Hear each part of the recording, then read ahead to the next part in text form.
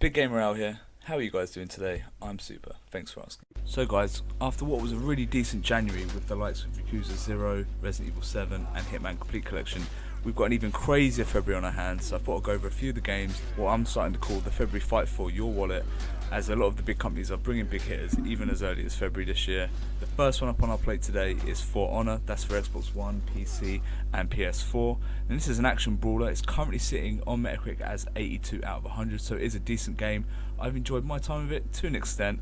It does have some quite nice chunky characters. It does look nice in the whole, and the combat is where it really shines. This is quite a deep system. Matches Rise, the Xbox One exclusive brawler, and it's kind of a UFC game in that a lot of it is positioning based and it's about anticipating when your opponent's going to strike. Now, For Honor is predominantly an online game, but it does have a campaign. This is split into 3: Knights, Vikings and Samurai. Each one of these is 6 levels roughly speaking, and each level is about 20 minutes long, so you're getting about 6 to 7 hours as a campaign here. But it's a lot like Battlefield 1 was last year, and this is just really to kind of teach you the game and kind of draw you into the world so that you can go online with your friends and level up. It's all about grinding for those skins, getting the kills and getting some of that sick sweet armor.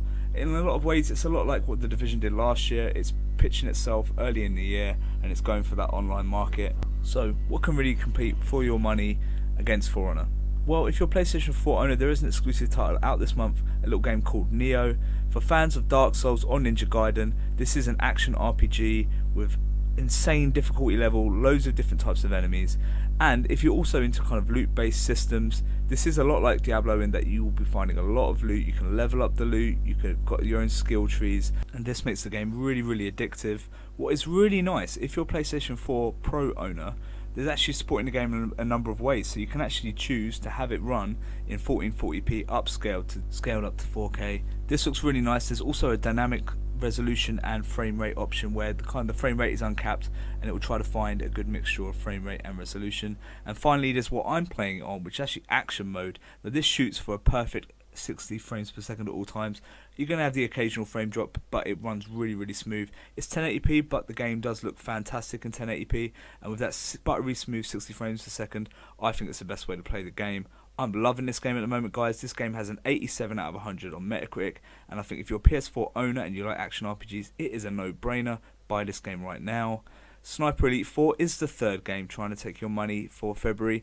Now this is one for the shooter fans. If you're a shooter fan, the likes of NIOH and For Honor, we're talking swords and axes and melee combat. So if you're out there and you like your guns and you like your online shooting, Sniper Elite 4 is probably the game for you. It does have an 82 out of 100. That's right, guys, all 3 games that I'm bringing you today are all decent games. And I really enjoyed the third Sniper Elite, though it did have its issues.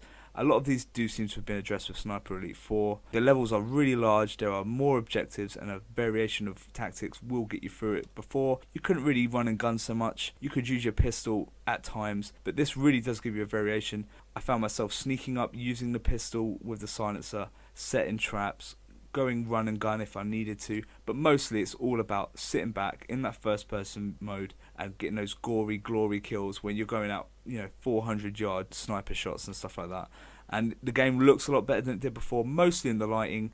A lot of the character models still aren't quite what you would see in maybe a Call of Duty, but the lighting, they've got more God rays, volumetric lighting stuff going on there. This time around there's also a bit more story and characterization. They've put a few kind of side characters in there to really kind of flesh out the world and make you feel like what you're doing is more important. And also it has a really satisfying gameplay loop. The whole sneaking around and taking people out from distance, getting those slow motion kills, and then when things go completely crazy, using mines, grenades and machine guns. It just works so well, and World War II is really refreshing after we've obviously had a lot of space stuff recently. And I really take my hat off to a little developer in Rebellion that's managed to bring us such a good game here. It comes out for Xbox One, PC and PS4 this month. So there you go, guys, 3 big games, they're out there. I actually think any one of these is worth a purchase if it falls into your category. For Honor's more for if you want to go online with your mates and you want to level up and get their sweet skins. It does have a very complicated combat system which you can get your teeth into. NIOH takes that beyond, completely beyond. It's so hard, there's so many systems, there's so much leveling up to do. This game will take you dozens of hours, probably close to 100 hours of your time, and it is super satisfying. Probably the best game of the three subjectively.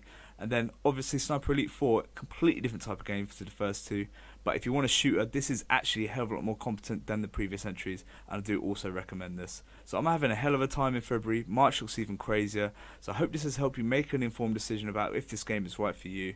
If you want me to keep bringing you videos like this, guys, please feel free to like, comment and subscribe, and I'll try to bring you another one in March. Cheers.